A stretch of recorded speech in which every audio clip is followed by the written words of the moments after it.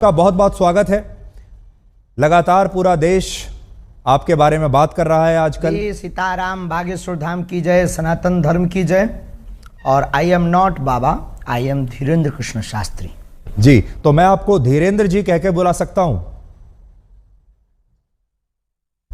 बिल्कुल, धीरेन्द्र जी, शास्त्री जी, महाराज जी, इन संबोधन से, क्योंकि ना तो दाढ़ी मूंछ है ना हमने संन्यास लिया है जी। हाँ, नहीं वैसे लोग कहते हैं कि आप बहुत हैंडसम लगते हैं और आपकी उम्र भी सिर्फ 26 साल है। तो मैं शुरुआत यहीं से कर लेता हूं। आप सिर्फ 26 साल के हैं। 26 साल तो एक ऐसी उम्र होती है जिस समय युवा हमारे ये सोच रहे होते हैं कि कौन सा स्मार्टफोन लेना है और कौन सी मोटरसाइकिल खरीदनी है और कहाँ जाकर नौकरी करनी है। और आप 26 साल की उम्र में ही इतने बड़े स्वामी या बाबा कह लीजिए या गुरुदेव कह लीजिए, आपके बहुत सारे नाम हैं, आप यहां तक पहुंच गए। तो ये सब हुआ कैसे? हमारे बागेश्वर धाम की परंपरा में पीढ़ी दर पीढ़ी दरबार लग रहा। पूज्यपाद दादा गुरु जी भी लगाते थे और दादाजी के पहले भी एक संत थे, वो भी लगाते थे। तीसरी पीढ़ी में हम सेवा कर रहे हैं, तो बचपन से ही सनातन का जुनून है। तो सनातन की बात और सनातन की सेवा कर रहे हैं और अपने इष्ट और सनातन संस्कृति, साधु संतों की तपस्या का प्रचार कर रहे हैं। बस यही हमारी एक छोटी कहानी है। वाइट ही वाइट है, ब्लैक है ही नहीं कुछ।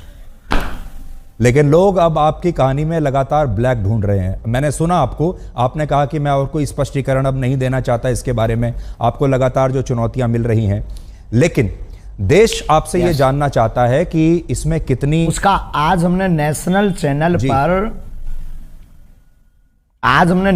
चैनल के सामने लगभग 20 से 25 चैनलों के कैमरा लगे होंगे। 4 लाख लोग थे।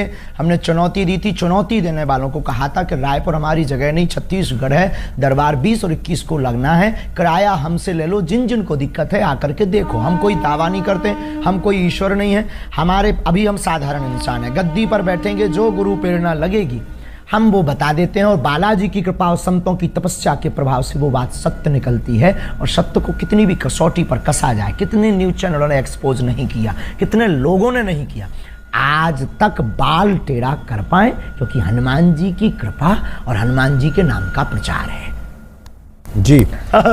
आप धीरेन्द्र जी, आप खुद को गुरुदेव कहते हैं, स्वामी जी भी कहते हैं, धर्मगुरु, संत। तो आपका परिचय क्या है? आप हैं कौन? ना तो हम कोई संत हैं, ना हम कोई स्वामी हैं, ना कोई हम मठाधीश हैं। बागेश्वर धाम के चरणों के सेवक हैं। और श्रीमान जी, हम आपको बता दें कि हम जिस प्रकार पिता अपने पुत्र के रोग पर भगवान से, ईश्वर से, डॉक्टरों से, लोगों से प्रार्थना करता, दुआ के लिए गुजारिश करता, निवेदन करता, वैसे ही हम गुरु होने के नाते, उस गद्दी की सेवादार होने के नाते, बागेश्वर पीठ के सेवादार होने के नाते और सनातन धर्म के सच्चे साधक होने के नाते और मंत्रों की चिकित्सा को जानने के नाते आने वाले लोगों के लिए उनकी श्रद्धा को देखकर ईश्वर से प्रार्थना करते।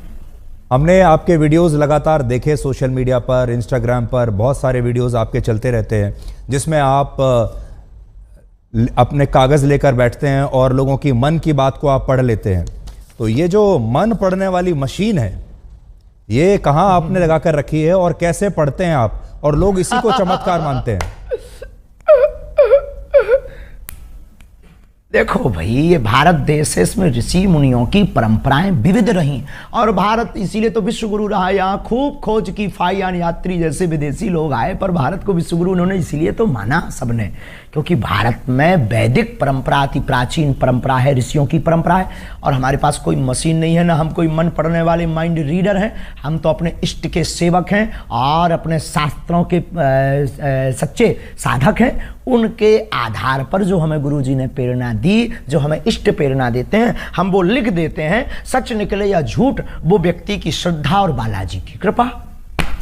धीरेन्द्र जी, आप लोगों की आवाज हम तक और हमारी आवाज लोगों तक पहुंचाते हो, वैसे ही हम अपने इष्ट की जो चेतना तरंग है और लोगों की जो अर्जी है, वो अपने इष्ट की तरंग को लोगों तक पहुंचाते। न आप कुछ हो, न हम कुछ।